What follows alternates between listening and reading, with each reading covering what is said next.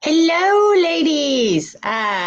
Welcome to our challenge day three training. I am so excited for you to be here with me. Jumping in, I'm going to jump over just super quick, make sure this is working on the page. I'm going to just pull up on my phone really fast. Just want to take 1 second, make sure it looks like I am live. Oh, and it does. I'm going to mute this. All right. Thank you for jumping on here with me today, ladies. And I did share this in the group too. I know there's been a little confusion because I'm doing everything on the page this time, but hopefully everybody has found it. Hello, Candace. Hello, Missy. Thank you for being here. I am so excited about today's training. Oh my goodness. This is something that I am just so excited to share with everybody. I love the off-road driving and trail driving, so I'm excited to share this. This is something I'm so passionate about. So thank you for jumping on here today. I cannot believe it is already day 3 of the challenge. Oh my goodness. So thank you for being here. I'm going to go ahead. Looks like everybody can hear me. Looks like everybody can see me. Hello, Castle, Janice, Angel, Lee, Vicky, Laura. Thank you for being on here. So I'm going to go ahead and jump in and we'll get started for today's training. And I am so excited that you are here with me today. Let me go ahead.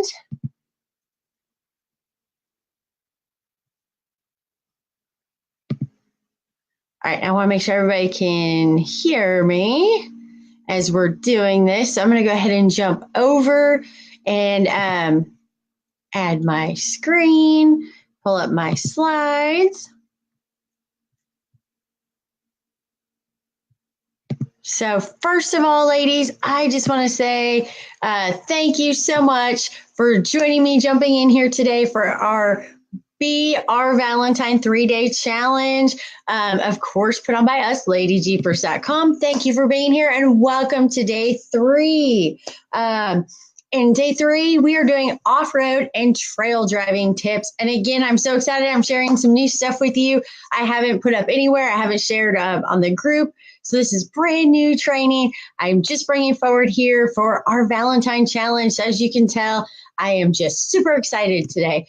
And I want to start by saying I am having so much fun doing this challenge with all of you ladies. So it has been amazing, more than I ever expected. Your comments mean so much to me. The feedback is amazing. So I just have to tell you, starting today, that I want to start with saying thank you. So thank you for being here. Thank you for your comments, your interaction. This has been more than I ever thought it would be for our Valentine challenge. And I am just having so much fun with all of you amazing ladies. So thank you. I am having probably just as much, if not more fun than you ladies. So I want to jump in to what I feel are 2 of the most important tips and secrets for your off-road and trail driving. So I just want to take a second. There are so many pieces, so many aspects, so much information I want to share with you.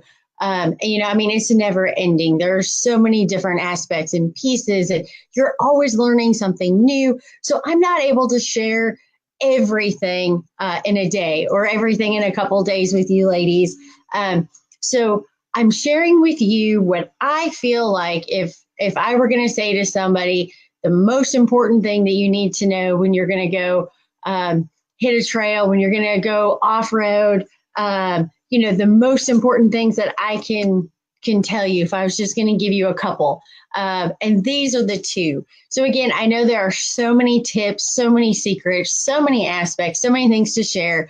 But if I had to narrow it down to me, if you're just starting out, or maybe you've only taken your Jeep off-road a couple times, just building your confidence. To me, these are 2 things that are going to just take you to the next level. And that these would be the 2 things, if I was just going to give you a tip, that say, these are the 2. Everything else you can learn as you go, but these 2 are the 2 when you get out there, really concentrate and think about these two. So remember that seat time is what helps you gain a feel. So a feel for trails, a feel for your Jeep, a feel for situations, and also knowledge and experience. So you have to get out there and just do it. But I do want to say there's no rush. You have to feel ready. You have to feel confident because you want your experience when you're out there to be fun, to be happy, and to have an amazing time. But I want you to have these two important tips to practice and to work on as you embark on your trail. So tip number one is our foot position for throttle control. And I have to tell you, ladies, I feel like out of everything I have learned, this was a game changer for me. This is something that was a life-changing tip for me when it came to driving my Jeep off-road. And so one of the worst things is driving and you're going down like a rocky or uneven trail and having your foot accidentally like kind of bouncing and pushing the accelerator as the Jeep is bouncing. And that is no fun. But another thing that is no fun as well is if you're negotiating or like say you've mounted a rock or obstacle and the Jeep wants to bounce a little bit, like it's trying to get traction, trying to kind of grip to get up, and that causes your foot to be bouncing on the gas pedal, and then the Jeep's going to kind of lurch. So it is so important to have that throttle control in those types of situations. And this tip is also great if you have a touchy gas pedal. So that is how I actually first learned this tip. Was my YJ that I have has a very touchy gas pedal. So throttle control is something that is important for not only your comfort, but your ability to have consistent throttle speed and control on obstacles. And that way you're always in control and there's not like accidentally gas pedal at the wrong or most inopportune time. So when we're talking about that, like when you're mounting an obstacle, you want to have control over that gas pedal and kind of be steady so that you can use slow, steady gas and throttle when you want to, so you can be really in control to kind of crawl up and over your obstacle. So I know I joked in the email this morning and on the post that this is not just for us shorties, but for everyone. But I will share with you. So I'm only 5 foot. So I'm very, very short. So for me, I have even harder time with my gas pedal and throttle control because I am so short. And I can share this with you, ladies. So this picture is actually my foot. And that is, if I'm sitting in my seat, like regular sitting in my seat and just drop my feet down to the floor, that is actually how much room there is between the sole of my boot or my foot and the actual floor plan of my floor pan of my Jeep. So I can be honest with you, ladies. So my foot, if I'm just sitting relaxed and my feet are hanging down, my foot is probably, like about that far off the ground from touching the ground. So when I drive, I'm usually using kind of like the toes and the very ball of my foot because that is the only thing that will touch the gas pedal for me. So I had a really hard time starting out with my YJ because 1, it is a manual, and then 2, I can't actually rest my heel on the floor pan because I'm so short, I can't get my heel down to the floor pan, even with my seat up all the way because my legs are so short, they won't hang down enough. Short girl problems, I have a whole bunch of those tips and things to share with you too. So I'm not going to go into all of that because we actually had to modify and customize my YJ so that I could reach to push in the clutch. I know it's embarrassing, but I'm being honest, sharing with you.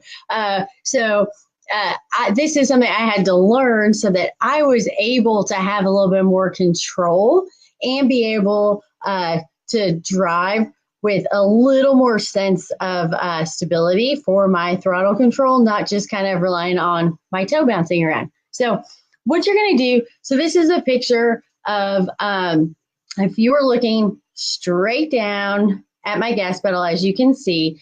So this is a picture of my foot. Now, you're going to notice I have boots on. That is something I didn't share in the training today, but I recommend when you're going to be driving off-road, again, I'm so short. I have small feet. I wear a boot. So these are like Western area. They call them fat babies. So they have a thick sole and they're wider as well. So what that does is it is giving me more inches that I don't have, not only from my sole, to the ground, but also on the side. So what that does, these boots are pretty worn, as you can see in this picture. But the reason that I always have those on is because it's giving me more inches that I don't really have. But so what that does is that makes it increases how much width I'm going to have on the outside between my foot and actually going up against that transmission tunnel for stability. So if you're comfortable in boots, I recommend always driving off-road trail riding in boots for a couple reasons too. If it's muddy, depending on the terrain, if you're going to have to get out, I recommend having a good boot so that you're going to have good traction. If you do end up in mud, if you end up, in different rocks, different things like that. So that's another tip I'm adding in really quickly. So what you're going to do is as you're looking down, so you can see the transmission tunnel on the right. So I know I kind of shared this earlier, lack of a better explanation. Think of that as like your wall, so that there's a wall there. And what you're going to do is you're going to take that entire right side of your foot. So all the way down, you can say I don't have the toe of my boot up against the side. But so when I first get in, you're going to take that whole right side of your foot. So all the way from your toe, all the way down the side of your foot to your heel, and you're going to push that against that right side, that transmission tunnel or your wall, so that you're going to hold all of that pressure up against that wall. So now you have stability, because something to push on to hold your foot, so that if you're bouncing, your foot's not bouncing up and down or side to side. You have something for stability. So the next piece is, depending on your height and the size of your foot, this is going to be where you need to kind of practice, take a feel, see what feels the best for you. So what I'm going to share with you is a couple different ways you can do this. So again, if you're looking straight down at my foot, I have that entire outside right side of my foot up against, I'm going to call it a wall, because that's what I want you to be thinking of. That's your wall, and you're pushing against your wall for that stability and control, so that you are going to have control of your foot. And there's not going to be a bounce or jarring, because where you're pushing against that wall, it is holding your foot there. Even when you're going over rocky terrain, going up or down off of an obstacle, this is what's going to help you to have that added control. So depending on how tall you are and the size of your foot, that is going to kind of determine how much room you're going to have to play with, because of how much contact you need to make with your gas pedal. Again, I'm just being honest, putting myself out here, ladies, because I am really short. In the picture on the right, you see how basically it is like my big toe on my gas pedal. That really is reality for me. When I am driving, I'm usually, depending on which vehicle I'm in, so this is an automatic that these pictures are taken in, it usually is just literally like my big toe, maybe the toe next to it, maybe down towards the ball of my foot, barely, that I'm using to actually push the gas. So I know some people would think, oh my gosh, so you don't have, an actual big part of your foot on the gas pedal. That seems like such a minimal amount using the gas pedal. How could you have more control with less surface area of your foot on the pedal?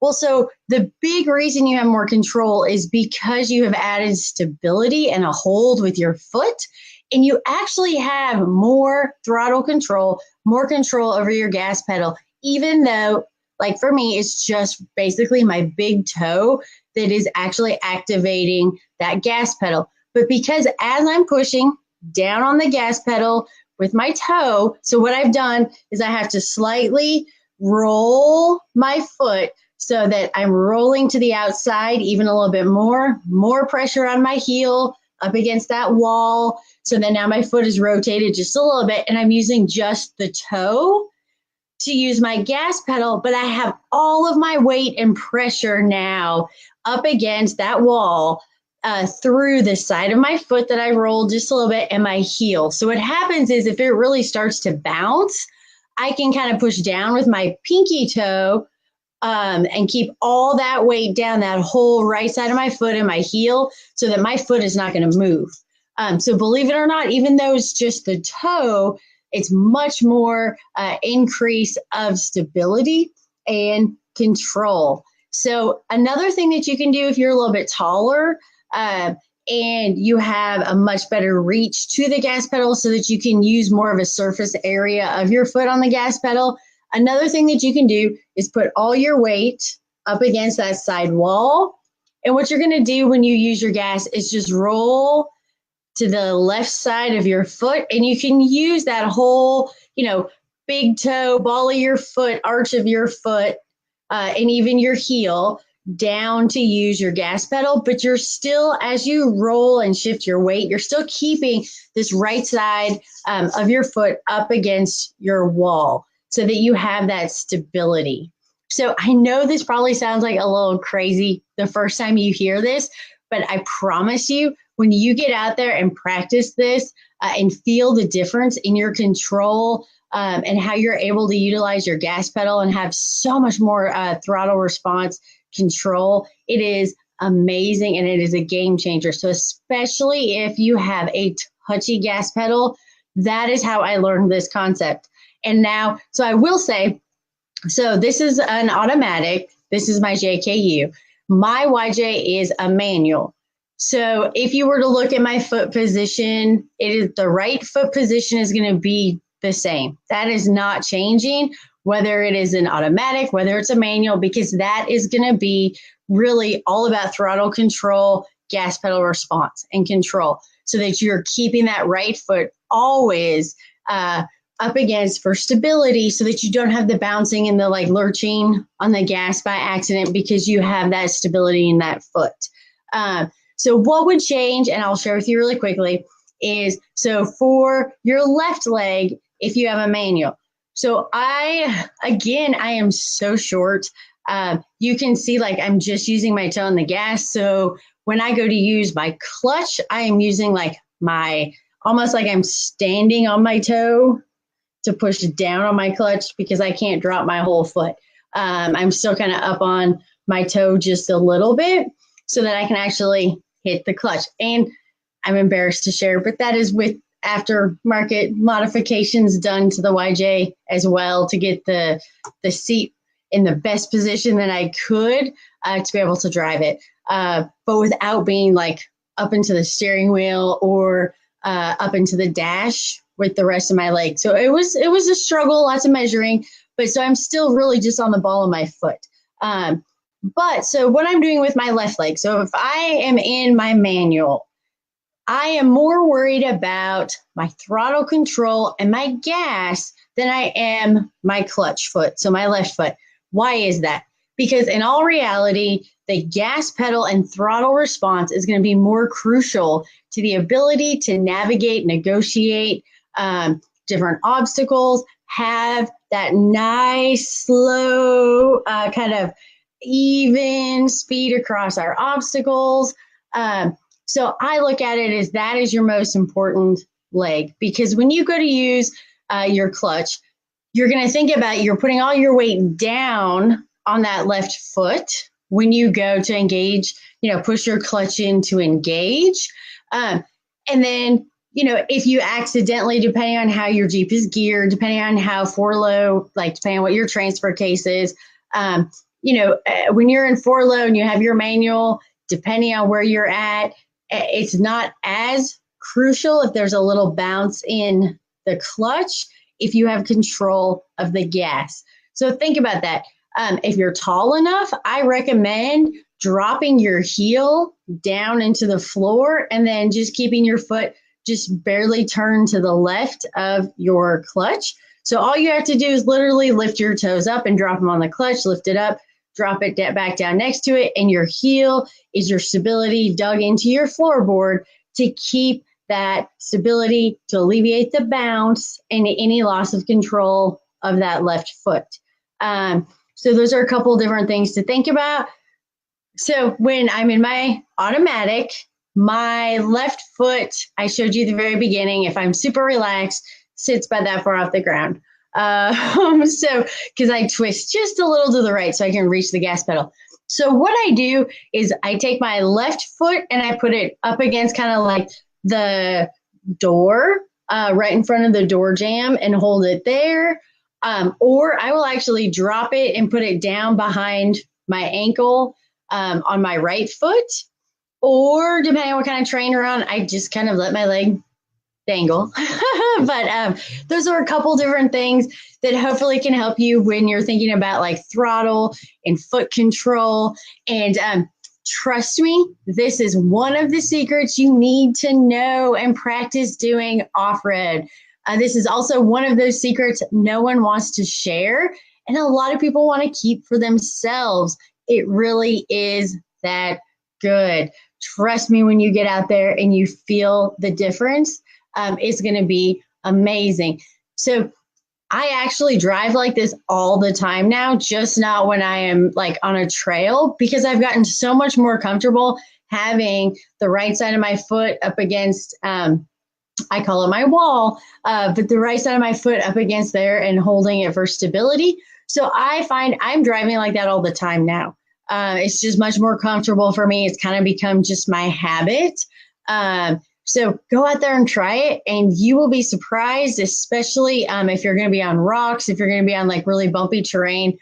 I mean, the huge difference that it's going to make for you. So practice this, and you might find, like me, you drive like this all the time. So we're going to jump into tip number 2 now, and this is big tip 2 is know your differential and your ground clearance. And that is so important as you go out there to hit the trail and go down your trail ride. So knowing your Jeep is a crucial part to learn when you're driving off-road. And I want to stress here, ladies, I know some people are like, well, we have a similar build, we have the same year, same make, same model Jeep. They do all drive differently because every one of our Jeeps is modified just a little bit differently. So we might have some different changes than somebody else. Our gears might be different. The tires that we run are different. If you have an iDrive versus not an iDrive, then that means that's going to change too some of your throttle response. If you have upgraded brakes or if you don't, everything drives just a little different. So it really is about getting to know and understanding your individual Jeep and how it is going to drive when you're off-road and on the trail. So speaking of that, I'll share really quickly. I'm trying to keep these classes short, ladies, in the middle of the day. I am so sorry. But this was an important thing that I learned with my JKU because the difference in the manual and the automatic. So on the left side is my YJ, this is a manual. On the right is my JKU, which is my automatic. As you can see, my YJ on the left is a built trail rig. That is all she does. My JKU on the right is my daily driver, and I have taken her off-road more than I thought I was going to. But so there's a big difference in those two Jeeps, but I will also say there's a big difference. So my JKU, I went ahead and ordered it. It's a Rubicon, so it has the Dana 44 up front. I ordered it with 410 gears, and it has lockers because it's a Rubicon.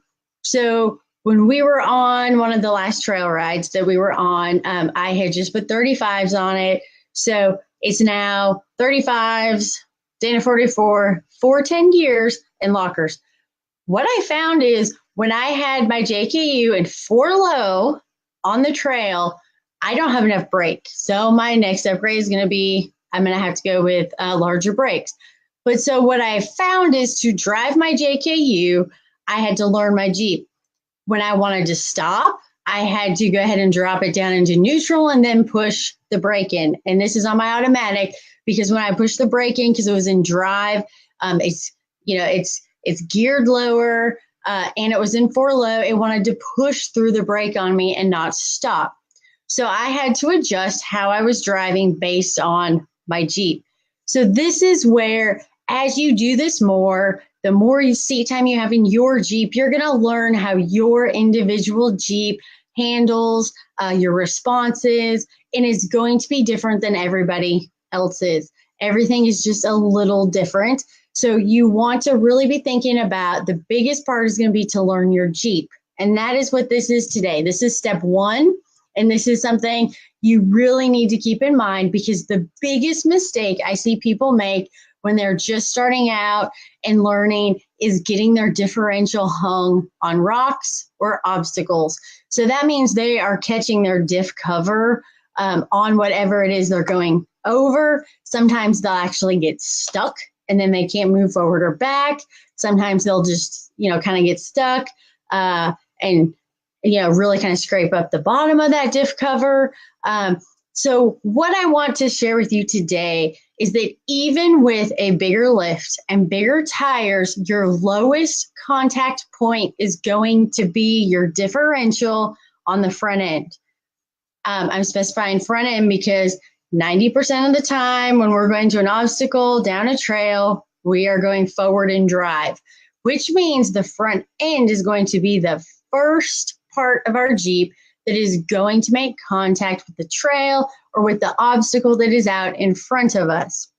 So now if you look at both of these Jeeps, as you can see, the differential, so the diff cover, which is like the big chunk, is what is the lowest point on both of those Jeeps. And the reason I wanted to compare and show you this is the Jeep on the left, my big YJ, has 42-inch tires on it.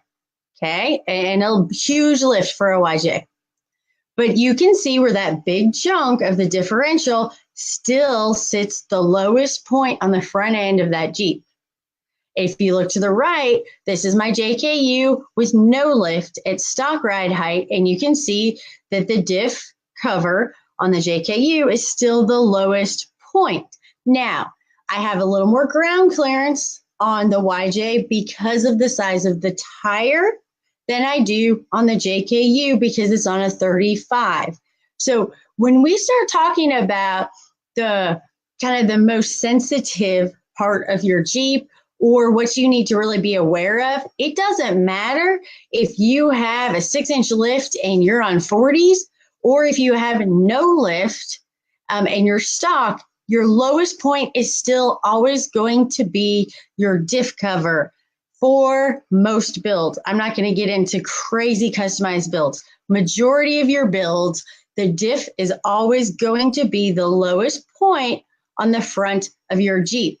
So just because you have a lift and bigger tires, that is still your weakest point and can be your first contact point of the Jeep if you're not careful. So I wanted to just kind of show this. There is a difference in ground clearance of how much room I have between the ground and the diff on both of these Jeeps. So I have more room from the ground to the bottom of my diff cover on the YJ than I do on the JKU. But what is crazy and why I wanted to show you this picture is it is a big difference, but it's not a huge difference. So sometimes I think that can be a misconception. If you think, oh my gosh, I have 4 or 6 inches of lift and I have, like I said on the YJ, 42-inch tires, I shouldn't have to worry about anything underneath that Jeep because it should sit up so high. But your diff and your diff cover are still your lowest point. And when you actually look at the ground clearance that I have from the ground to the bottom of that diff cover on the YJ, it's less than you would think it would be to have that kind of lift and a 42-inch tire. So there's a misconception sometimes of you have more room than you really do. So I wanted to show this to you. And I wanted to also explain, because this is another misconception I've heard comments and questions brought up about, which is they think because they do a bigger lift that they're gaining more ground clearance. Yes and no. So I want to take a quick minute and explain that. more suspension lift, which is what most lifts are. Again, I'm not going to get into crazy builds. I'm doing majority here. When you start talking about a lift and a suspension lift, yes, you do get more ground clearance, but it's not from the lift itself. If you look at this picture on the left, it shows you where my spring is and the bump stop is on my JKU. The bump stop is actually, I don't know if you can really see it, it kind of looks like it's yellow, a little yellow piece that is inside that spring. That is my bump stop. So the spring is on the outside. When you do your lift, the mounts, again, unless we're talking about really customized builds, if you're doing a traditional kind of across the board build, majority is your spring is still going to sit on top of the axle, and then it's still going to go up into this top part to meet your Jeep, where your bracket is going to be right here. Oh, I hope you can see my pointer. But so what you're thinking about is when you start thinking about lift, you're getting more room from the bottom mount up to your top mount because you're getting you do longer shocks, you get longer springs, you can do coilovers. There's lots of differences, lots of the ways you can go. But what's happening is that is not bringing your axle up off the ground. What gives you more ground clearance is then the ability to run a bigger tire. So when you start thinking ground clearance, it doesn't matter how much lift you have. It is all dependent on how big of a tire you are running under that lift. And again, I'm doing across the board. I'm not going into completely customized kind of out of the box builds. This is your kind of just normal build. So what's going to happen is the bigger the tire, that means the more surface, the more tire you're going to have down to the ground, which is then going to lift your axle, lift your undercarriage, lift your differential and differential cover up higher off of the ground. But like I showed you in the picture, there's still that low point that you have to be careful about, whether you have 6-inch lift on 42s or no lift in your stock. You're just going to have more room. But so the first thing that you need to think about is you need to know which side of the Jeep your differential is on. And I'm not going to tell you because I want you to go out there and look. This is really about getting to understand, know your Jeep, go put eyes on it, kind of be aware of spacing for yourself so you have a really good idea when you're in the driver's seat, where, kind of gauging where everything is underneath you. And the biggest thing is kind of starting to look at, where's my differential? So where's my diff cover? What side of my Jeep is it on? How much room is there between my diff cover and the inside of my tire? How much room is there between my diff cover and the outside of my tire? Why is that important to know? Because as we're talking about off-road driving, we're talking about mounting obstacles with your tire. We're talking about, mounting obstacles to try to keep your diff cover up and not the point that is going to make contact. That's the point you want to kind of protect. So when you're thinking about why do you need to know? So when you're sitting behind the driver's seat, if you kind of have an idea, okay, between the outside of my tire that I can see, there was about X amount of room to my diff cover. So as I'm driving, it should kind of be right about here in my Jeep. So then as you're driving, you're looking ahead of what is coming ahead of you next. You're going to see where you'll have like rocks sticking up, or maybe it's a stump, like a tree stump, or, it could even be a tree across the trail. Whatever it may be, you're starting to then gauge the trail. So you're looking ahead, seeing what's coming up, and you already kind of in your mind now have a feel and an idea of where your differential, your diff cover is going to be in regards to where it sits in your Jeep. And then that means your goal as you're driving down your trail, especially when you're just starting out, is I say avoid. I mean, that is the safest thing to do, is to try to always avoid putting your diff and your diff cover on or into an obstacle. So if you're going straight down a trail and there's kind of a boulder in the middle of the trail instead of trying to just drive straight over it so both tires go on the outside of the boulder, what's going to happen is, yeah, your tires have plenty of room and ground clearance, but all of a sudden your lowest point is going to be that diff cover and chunk is going to hit. So you're better to protect that lowest point and know where it is. So as you're driving, you can start to adjust one side or the other to help kind of protect and keep that diff cover out of harm's way. So another thing that you can do is go out and judge the ground clearance you have on your differential as well. So how much room do you have between the ground and your diff cover? So that is going to kind of give you an idea as, again, you're looking ahead down your trail. You can see the different size of the rocks, the obstacles coming up, a tree stump, whatever's ahead of you. But you're going to have an idea because you've gauged it in your mind. You've gone out, you've taken a look at your Jeep. You can see for yourself and start to say, like, okay, I have about this much, ground clearance between my ground and the bottom of my diff cover. So when I see a big rock, I can gauge, like, am I going to make it? Or do I need to go around to the left? Or do I need to try to go around to the right?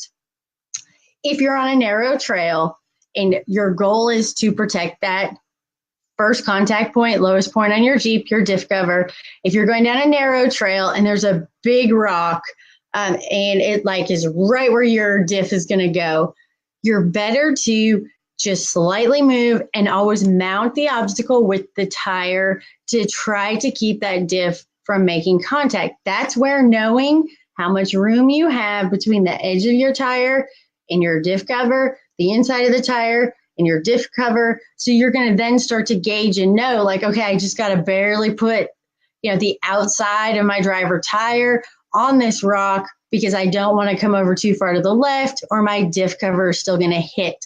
So these are all the things that you get to play with, you start to feel. But if you really kind of tell yourself when you get out there to drive, especially as you're starting out, really know where your diff is and really start to gauge that, and also really try to think about ground clearance. And if you can keep an eye on the trail ahead of you, what's coming up next, and always have that idea of your top priority is to maneuver to keep your diff cover from making contact, you're going to have a much better ride.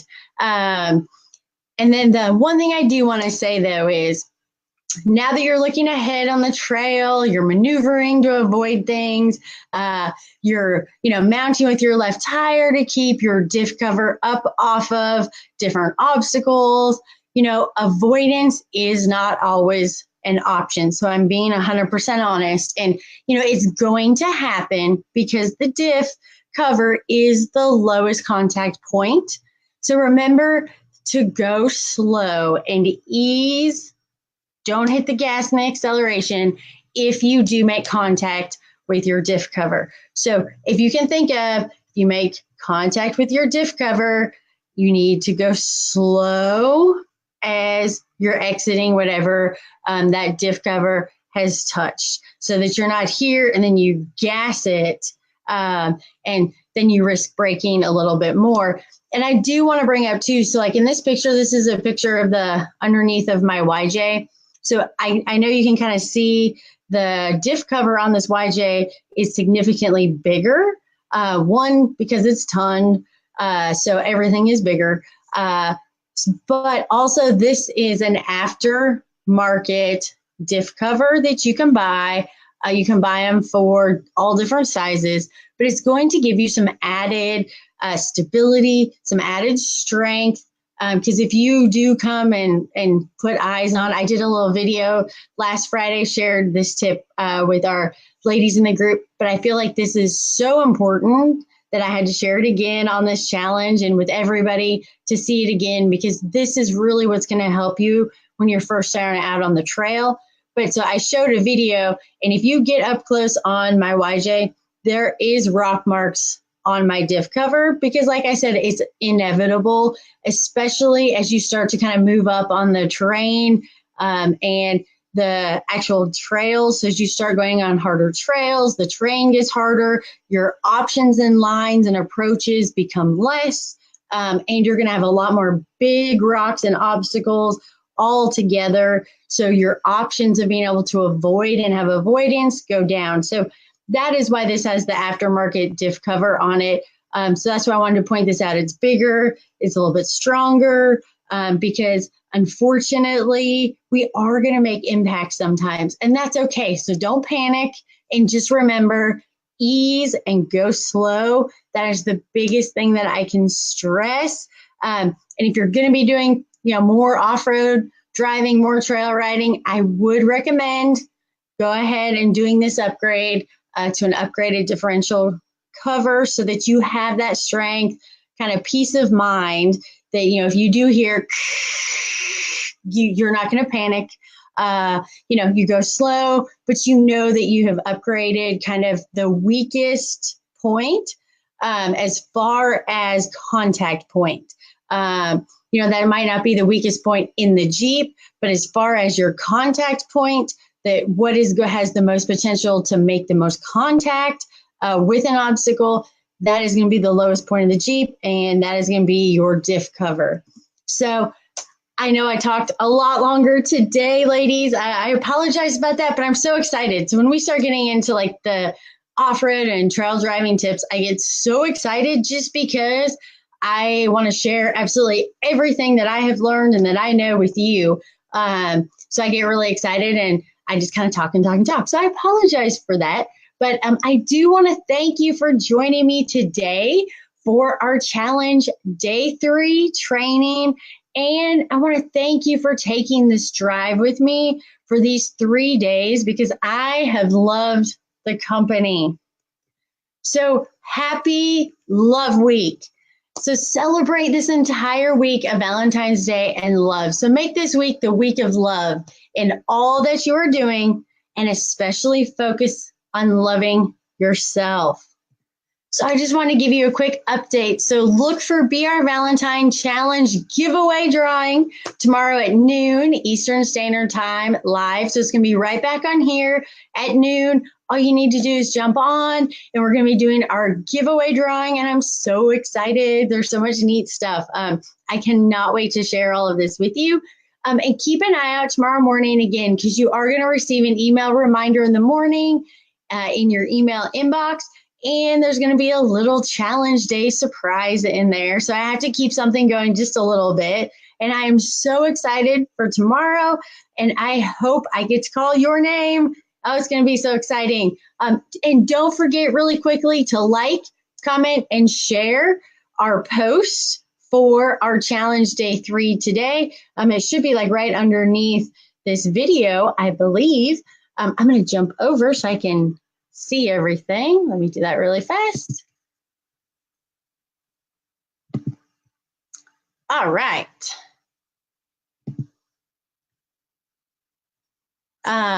So thank you again for being here. I am so excited. I have really enjoyed this journey the last couple days. I don't know if I'm sure you can tell because of my window behind me. I'm going to be working on changing that around.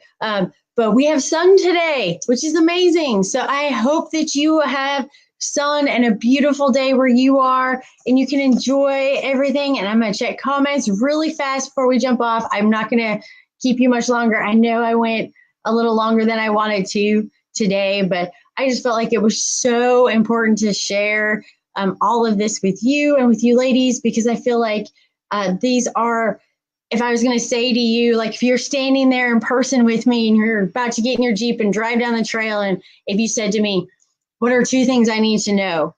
Those would be the 2 things that I would tell you. And I would say there's a lot to know and there's a lot to learn, but you're going to do that along the way. But if all you do today is focus on those 2 things, it is going to have a significant difference in your trail ride. So I'm just happy to share all that with you. So, oh, good, Christina. I'm glad that this is helpful. And yes, it is so nice to learn how to do things on our Jeep and with our Jeep ourselves and gain our independence and feel like we can get out there and do it and have the confidence too to have conversations with people, and not just kind of stand there like, I'm not going to say anything. Because, I will share with you when I first started, I I was the only girl in a big group of guys that had been doing this forever. One was my husband, who is very knowledgeable, been doing this, gosh, I mean, since he could drive. Standing there with them, and they'd be talking, and I wouldn't want to say anything because I felt like there were times if I asked questions, I kind of got that, did you really just ask that? That is such a stupid question look, but I didn't know, and I was trying to learn. So I wanted to learn, and I wanted to ask questions, and then I was lucky we kind of shifted into a different group that we started riding with, who were very excited for everybody to learn. And I had a couple great mentors who I felt like I could ask anything to, were patient. Biggest thing they stressed as you're out there driving is to drive slow. You can always back up and do something again, but you can't ever take the speed away once you gas it and you end up somewhere on the obstacle. So there's so many pieces I can't wait to keep sharing with you. But anyways, I was blessed to then feel like I found an environment, and that's what I want to share with all of you ladies, is this safe place. You can ask any question. There's no such thing as a dumb question, and that's how we learn. So I'm just so glad this is helping, because I want all you ladies, as you're learning, to be building your confidence, that if you go out and you're at a big event or you're on a ride and somebody's talking, you feel like you can confidently jump into the conversation, and not that you have to kind of stand there and just listen and not say anything. Because my goal is, I'm hoping that we are creating like a big kind of movement in the ladies in this four-wheel drive industry, that the more we get out there and the more that we show up at these events and we're educated and we're confident, then, the more that we can be putting ourselves out there as educated and confident, and kind of showing up over and over again and in more places. So I'm so excited about that. So you are so welcome, everybody. So nice to have a place we can learn without feeling stupid. Yes, that is my biggest piece. And I know if you ladies are with us in the group, and some of you will be getting a message from me to have to answer a couple of questions for me to go ahead and bring you into the group. So I will be getting on that. I have spent so much time on all this stuff for the challenge, but I will make sure you get in there. But if you've been in the group, there are some men that I bring in to help us, kind of as mentors that we can ask questions to. But I feel like I did a great job of screening and bringing in and finding the right professionals and people to help, who want to see the ladies grow, want to see us out there driving more, want to see us more confident. So anytime I bring in any of the guys to help with anything or answer questions or be a part of training or anything like that, I want you to know that I have definitely screened them and I personally vouch for them. And it is still all about asking questions, no stupid question, wanting to see us learn. So I wanted to share that really quickly. And I will let you go since it is almost 1 o'clock. And thank you for being here. Don't forget, jump down below, like, comment, share for the post for today. And definitely be on here tomorrow at noon if you can, because we have the giveaway. And I'm so excited for everything that we're going to be giving away for tomorrow. So have a wonderful, happy Wednesday. And I will see you ladies tomorrow. Have a great day. Bye, ladies.